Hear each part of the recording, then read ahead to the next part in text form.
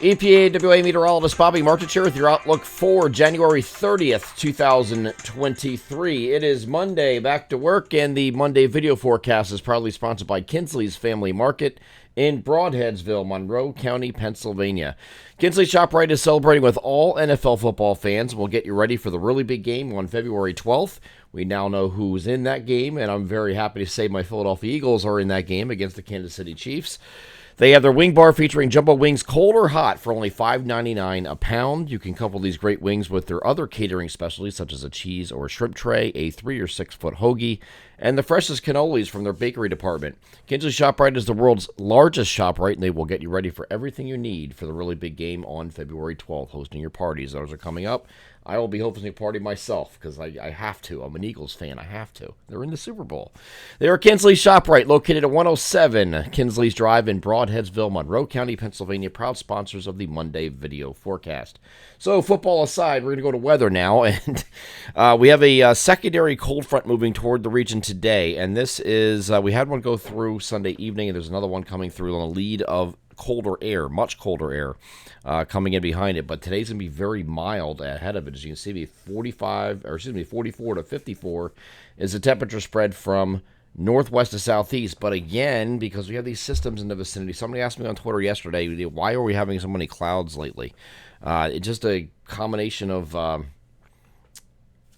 systems in the region, and that's all there is. There's just so many fronts and systems in the vicinity lately that we've had a lot more clouds than sun. We've had some pleasant surprises like we did on Saturday. Saturday we expected to be mostly cloudy, and it turned out to be pretty nice. Today, probably a lot more clouds in the way of sun expected for your Monday with this cold front approaching. And I don't think you're getting any precipitation from this until you get to the evening hours.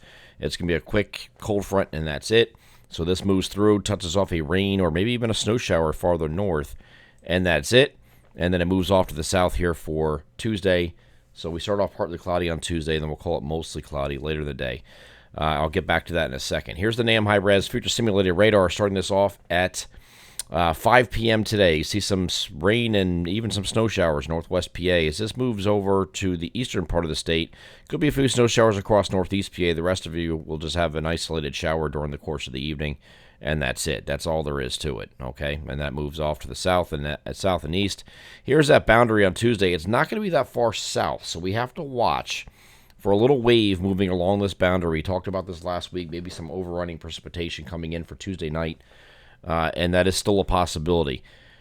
Most guidance is suggesting that it's not going to be a thing at all, and including the NAM, which I'm showing you here, right? We have a few snow showers in our southeastern areas here on Tuesday. That's it. And overnight, it has some stuff down here on the Delmarva. So there could be some snow showers down there, which, if you got any accumulation, would be your first accumulation of the season for anything down here.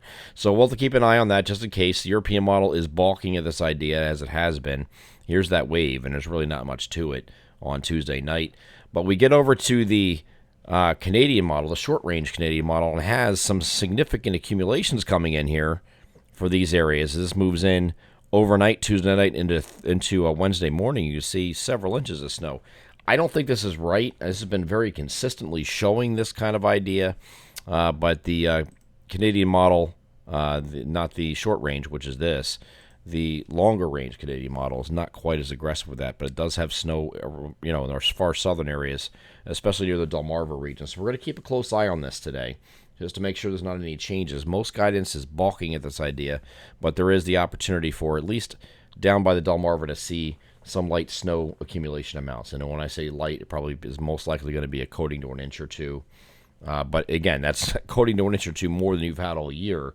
So I'm sure those of you that are living down there would welcome that because it's been a pitiful year region-wide for snowfall.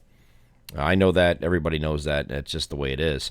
So as we move forward from this point, the European model really has nothing after this point. We are partly cloudy both Wednesday and Thursday with the systems remaining off to our south. But the big story here is Thursday we're going to have a reinforcing front move through with this system right here. This is this Arctic front moving through the region. It's not going to produce precipitation, it doesn't look like, except for maybe a few flurries, and that's it.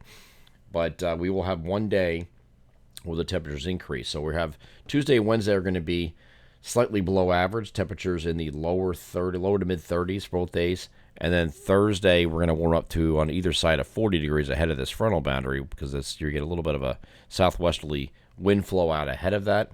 And then once we get beyond this, it's going to be cold and actually brutally cold in the Friday to Saturday time frame. Okay, and especially overnight Friday night, I expect single digit lows across much of the interior. It's going to be pretty cold.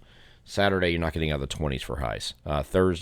Friday before that, before all this hits, you're probably not getting above freezing in many interior areas. So it doesn't look good for those couple days. The good thing is this is a transient shot of cold air. European model has absolutely nothing here for Sunday. Okay, but we do have in our local forecast mostly cloudy with a chance for rain or snow showers, and that's because taking this further here on the Canadian model and the GFS, which is also showing this idea, there is a coastal low here that wants to develop and wants to get to Sunday, and it is right there. So we have rain and snow showers in the forecast here for Sunday, just in case these are on the right idea for that time frame. This was actually a winter storm signal in our long-range outlook. It's not looking too healthy right now, but it still has at least some indication of that occurring, and they go over to the GFS, and it does this pretty much the same thing here.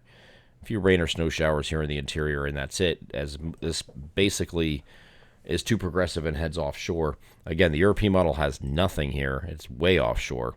So we just kept a low chance of probabilities for that time period. We're going to continue to watch it throughout the week, but I don't expect it to be a big deal here at this point. The big story here this week, in the first week of February, first full week of February, is going to be colder than average temperatures for the majority of it until we get to Sunday and start to warm above freezing once again. I'm EPA and WA meteorologist Bobby Marterstadt is your outlook for January 30th, 2023. Have a great Monday.